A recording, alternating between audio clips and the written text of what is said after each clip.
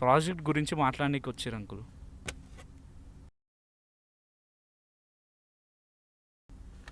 Project చూస్తున్నావా? అదే చూస్తున్నా.